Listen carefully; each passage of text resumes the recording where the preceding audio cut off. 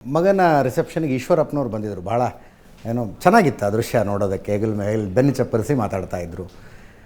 ಈಶ್ವರಪ್ಪನವರು ಯಡಿಯೂರಪ್ಪನವರು ಆರಂಭದ ಕಾಲದಲ್ಲಿ ಹೆಂಗೆ ಪಕ್ಷ ಸಂಘಟನೆ ಮಾಡಿದರು ಅನ್ನೋದ್ರ ಬಗ್ಗೆ ಶಿವಮೊಗ್ಗದಲ್ಲಿ ದಂತಕಥೆಗಳಿದ್ದಾವೆ. ಆ ಮನಸ್ತಾಪವೂ ತಪ್ಪಿಸೋದಕ್ಕಾಗ್ತಿರ್ಲಿಲ್ವಾ? ಮತ್ತು ಒಮ್ಮೊಮ್ಮೆ ಯಾವುದೊಂದು ಹೈಪಿ ಹೋದಾಗ ಪೊಲಿಟಿಕಲ್ ಆಗಿ ಪಾಪ ಸಹಜವಾಗಿ ಇತ್ತು ಅವರಿಗೆ, ಪಾಪ ಸಹಜವಾಗಿ ನೋವು ಇತ್ತು ಅವರಿಗೆ. ಒಂದು ಸಹಜ ಕೂಡ ಅಲ್ವಾ? ಯಡಿಯೂರಪ್ಪನವ್ರ ಮಕ್ಕಳೆಲ್ಲ ಸೆಟ್ಲ್ ಆದರು, ನನ್ನ ಮಗಂದೇನು ಅನ್ನೋದೊಂದು ಒಂದು ಸಹಜ ತಂದೆಗಿರುವಂಥ ಕಳಕಳಿ ಅದು. ಇಲ್ಲ, ಯಡಿಯೂರಪ್ಪನವರಾಗಲಿ ಅವ್ರ ಕುಟುಂಬ ಆಗಲಿ ಯಾರನ್ನೋ ಒಬ್ಬನ ತುಳಿದು ಬೆಳೆದಿಲ್ಲ. ಅವರವರ ದೇವ್ರು ಕೊಟ್ಟಂಥ ಶಕ್ತಿಯನ್ನು ಉಪಯೋಗಿಸ್ಕೊಂಡು ಬೆಳೆಯುವಂಥ ಕೆಲಸಗಳಾಗಿದೆ ಹೊರತು ಇನ್ನೊಬ್ರದ್ದು ಕಿತ್ಕೊಂಡು. ಈಶ್ವರಪ್ಪನವ್ರು ಯಾರು ತುಳಿದ್ರು ಅನ್ನೋ ಅರ್ಥದಲ್ಲಿ ಹೇಳ್ತಾ ಇದ್ದೀರಾ? ಇಲ್ಲ, ಅವ್ರು ನೋವು ಮಾಡ್ಕೊಂಡು ಪ್ರಶ್ನೆ ಏನಿದೆ. ಯಾಕೆಂದರೆ ಈಶ್ವರಪ್ಪನವರ ಭವಿಷ್ಯವನ್ನು ಹಾಳು ಮಾಡಿ ಏನಾದರೂ ಯಡಿಯೂರಪ್ಪನವ್ರು ಬೆಳೆದಿದ್ದರೆ ಅಥವಾ ನಾನಾಗಲಿ ಇನ್ನೊಬ್ಬರಾಗಲಿ ಬೆಳೆದಿದ್ದರೆ ಪಾಪ ನೋವು ಮಾಡ್ಕೊಂಡು ಸಹಜ ಸರ್.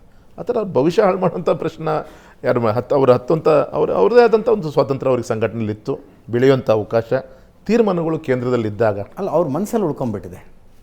ಯಡಿಯೂರಪ್ಪನವ್ರು ಮನಸ್ಸು ಮಾಡಿದರೆ ನನ್ನ ಮಗನಿಗೆ ಟಿಕೆಟ್ ಕೊಡಿಸ್ಬೋದಾಗಿತ್ತು, ಇವ್ರು ಪ್ರಯತ್ನ ಮಾಡಲಿಲ್ಲ ಅಂತ. ಗೊತ್ತಿದೆಯಲ್ಲ, ಕೇಂದ್ರ ಹೈಕಮಾಂಡು ಯಾವುದೇ ಅವರು ಒಂದೊಂದು ಕೂಡ ಫಿಲ್ಟ್ರ್ ಮಾಡಿ ನೋಡಿಕೊಂಡು ಆ ಒಂದು ಸರ್ವೆ, ಇವತ್ತು MP ಎಲೆಕ್ಷನ್ ಆಯಿತು ಅಂದರೆ ಇವತ್ತಿನ ಮುಂದಿನ 5 ವರ್ಷದವರೆಗೂ ಕೂಡ ಸರ್ವೆ ಮಾಡ್ತಾನೆ ಇರ್ತಾರೆ.